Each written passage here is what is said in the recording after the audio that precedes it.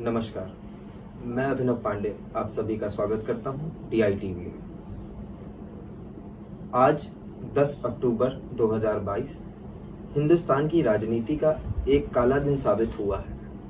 आज के दिन हमने नेताजी के नाम से जाने जाने वाले श्री मुलायम सिंह यादव जी को खो दिया।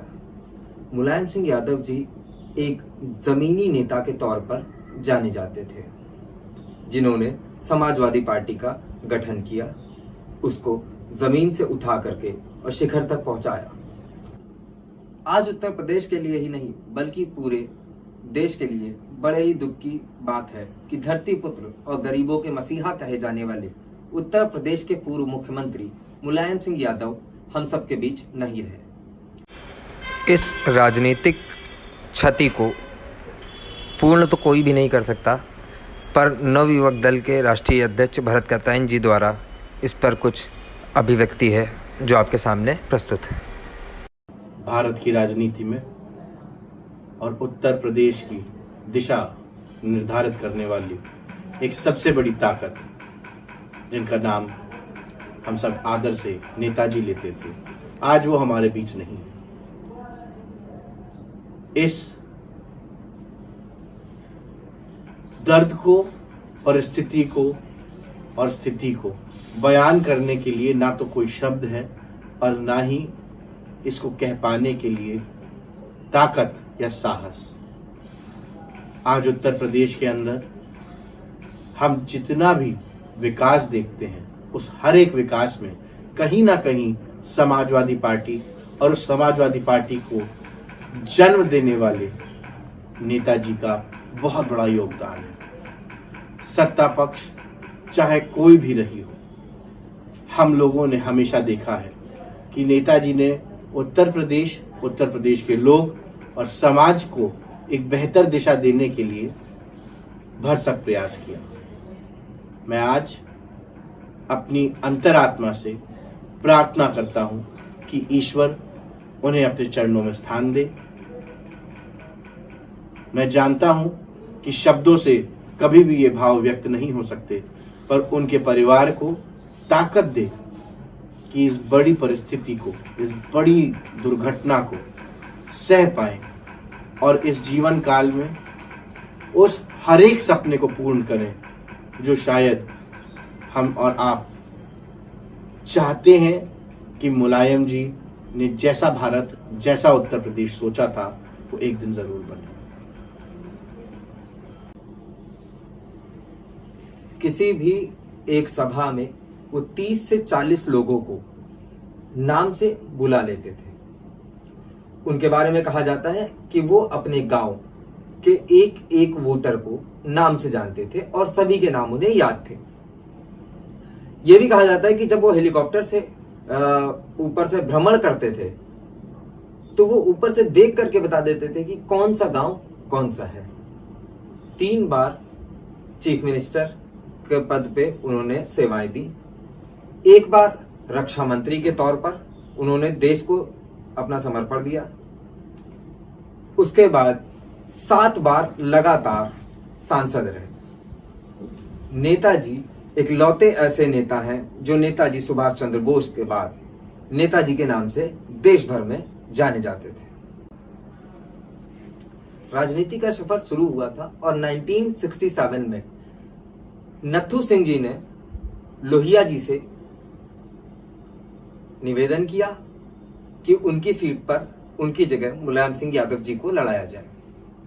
लोहिया जी ने उनकी बात स्वीकार करी और मुलायम सिंह यादव जी को सीट दे दी। मुलायम सिंह यादव जी ने अपने दोस्त रामसेवक जी से आग्रह किया कि चल के हमें अपना चुनाव प्रचार प्रसार करना है। उन्होंने एक साइकिल उठाई।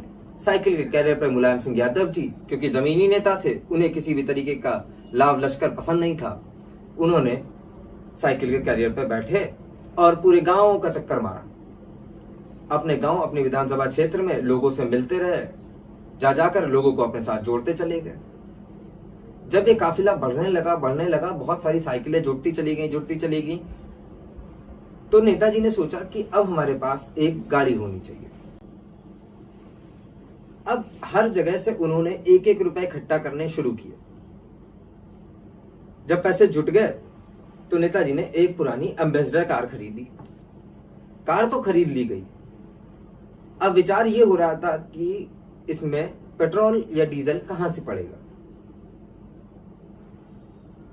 तो गांव के लोगों ने, क्योंकि नेताजी इतने लोकप्रिय हो चुके थे तब तक, गांव के लोगों ने बैठे और एक सभा बुलाई और नेताजी से बोला कि हम हमारे गांव से पहली बार कोई चुनाव लड़ रहा है, तो हम सब आपका साथ देंगे और हम सब लोग हफ्ते में एक दिन खाना ना खा करके उस पैसे को इकट्ठा करेंगे और उस पैसे से पेट्रोल डला करके प्रचार करेंगे।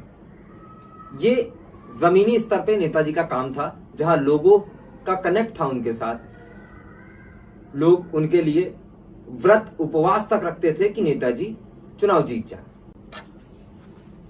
नेताजी के कई सारे किस्से बहुत ही विख्यात हैं, जिनमें कहीं पे वो एक हीरो के तौर पर सामने आते हैं और कहीं पे खलनायक के तौर पर। नेताजी पहलवान रहे। उनका एक किस्सा ये भी है कि उन्होंने एक बार मंच पे किसी दरोगा को पटकनी भी लगाई थी। उसके बाद नेताजी ने पहलवानी के साथ साथ अध्यापक का पद भी ग्रहण किया और देश के बच्चों को पढ़ाया भी। नेताजी के खून में राजनीति पूरी तरह बसी हुई थी। महज 15 साल की उम्र में उन्होंने राजनीति में कदम रखा था।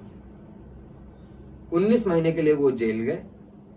इस जेल की अवधि में उन्हें बहुत सारे ऐसे नेताओं से संपर्क किया जिससे उनकी राजनीति की क्षमता बढ़ती चली गई। आज का दिन राजनीति के इतिहास में एक काला दिन माना जाएगा, क्योंकि सपा का संगठन करने वाले नेताजी अब हमारे बीच नहीं रहे। नेताजी की लोकप्रियता को देखते हुए लोगों में भय सा पनपा।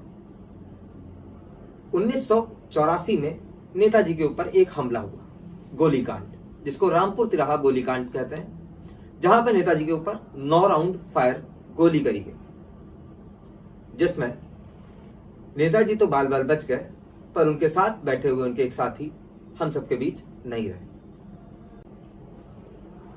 अब नेताजी का दर्जा राजनीति के क्षेत्र में बहुत बड़ा होता चला जा रहा था। नेताजी का व्यक्तित्व तो इतना अच्छा और अच्छा स्वभाव के थे कि ये पार्टी से ज्यादा लोगों को अपने साथ जोड़ने में विश्वास रखते थे।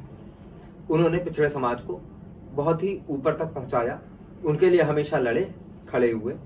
उसके साथ में कई सारे राजनीतिक दल, जैसे अटल बिहारी वाजपेयी जी के साथ उनके संबंध बहुत अच्छे माने जाते थे, वो बहुत अच्छे संबंध के साथ रहे। लालू प्रसाद यादव जी के साथ उनके संबंध बहुत अच्छे माने जाते हैं। इन सब चीजों के चलते उन्होंने काशीराम जी के साथ भी गठबंधन किया। काशीराम जी के कारण उनकी मुलाकात मायावती जी से भी हुई। इन लोगों ने अलायंस भी किया, पर 95 गेस्ट हाउस कांड के बाद लोगों को यह लगता था कि माननीय मुलायम सिंह यादव जी और बहन कुमारी मायावती जी शायद दोबारा साथ में कभी नहीं दिखेंगे, और इन लोगों की दूरियां सत्ता के गलियारों के अलावा आम जीवन में भी दिखाई देने लगी। एक बार की बात है, जब ये दोनों लोग किसी काम से दिल्ली जा रहे थे। एयरपोर्ट पर मायावती जी के सिक्योरिटी अफसर ने मुलायम सिंह यादव जी को मना लिया कि वो दोनों लोग सेम फ्लाइट से जा सके। दोनों ने ही फ्लाइट में एक दूसरे की तरफ नजरें तक नहीं उठाई, परंतु जैसे ही फ्लाइट रुकी, मुलायम सिंह यादव जी अपने स्थान पर खड़े हो गए और बोले, नमस्कार बहन जी, आप पहले उतरें। इस पर मायावती जी ने कहा कि नहीं नहीं, आपकी सीट हमसे आगे है, तो आप पहले उतरें। पर नेताजी सम्मान के चलते उन्होंने पहले बहन जी को ही उतरने के लिए बोला। उसके बाद दोनों लोग कई बार साथ में कई सारी जगहों पर देखे भी गए और उन्होंने